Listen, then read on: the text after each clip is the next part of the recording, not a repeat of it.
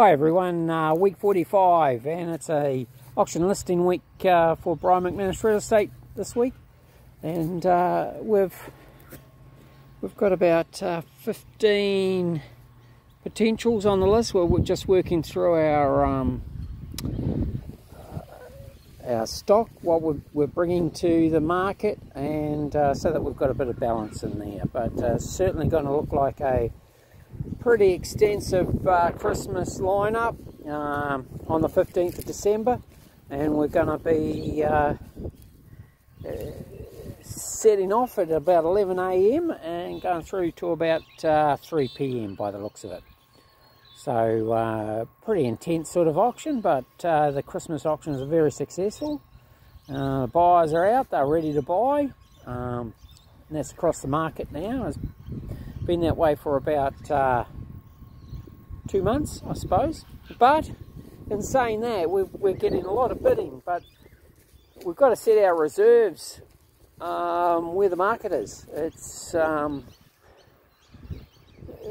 it's got to remember these buyers have to arrange finance, and if it doesn't stack up, if the books, if it's a business, hotel or motel, if the business won't sustain a level of debt,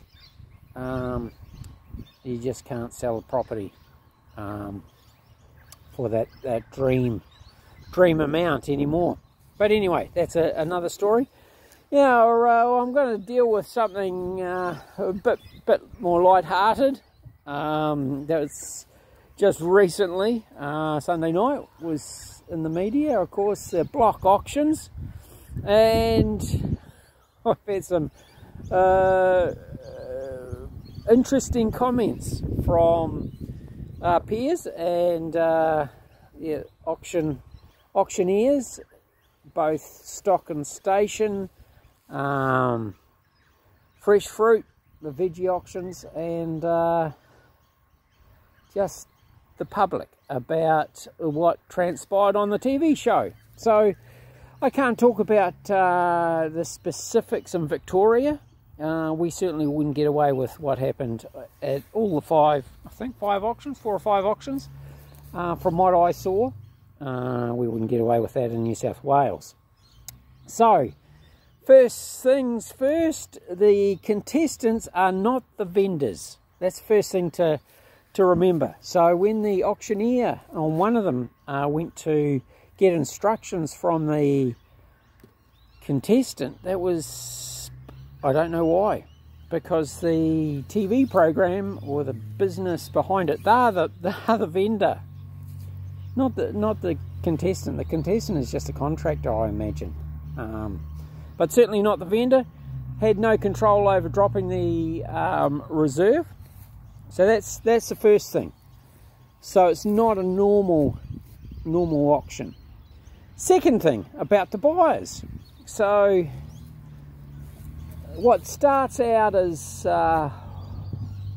willing buyer, willing seller, obviously with the two extraordinary bidders who happen to pay well over reserves, it'd be interesting to see what they were valued at by a registered valuer. But they pushed the market out a wee bit and made it unrealistic for 5 properties to be able to be sold at that level, I imagine. As to the auctioneers themselves, I suggest that all the auctioneers go and do a couple of things. Get to the Victorian Institute and go and do their beginner's course again.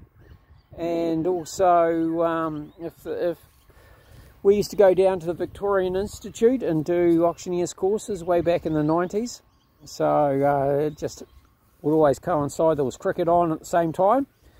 So, but if you can't get the training there anymore, which I would doubt, I'd say that's still very much a leader. I would go to Brian Cannon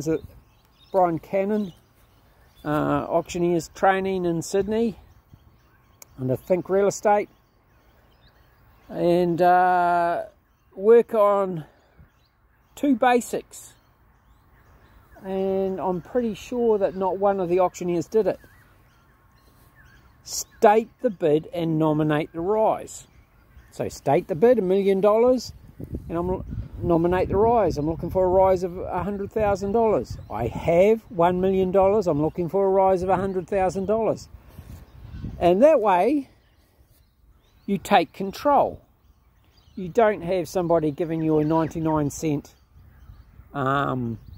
bid, and you don't have to take them. So where one contestant said that the auctioneer didn't have control of the auction, totally agree, but really the auctioneer should have control of the auction, state the bid, nominate the rise, so you're not at the whim of the marketplace. And I don't know why, but just about every auctioneer there, they were dressed in lovely suits and fancy shoes and all that sort of stuff, but didn't do the basics that probably I learnt the Timald sale yards when I was about 5 or 6, hanging around where my mother worked. And then when I became an auctioneer, we went to the fruit and veggie auctions for training. 5 AM selling potatoes, and that's how you learn. But and even when you're calling, you've got to control, and they didn't seem to have a lot of control over there, and they focused on 2 people only. So I found that very interesting. So you had incredible differences in results. So that wouldn't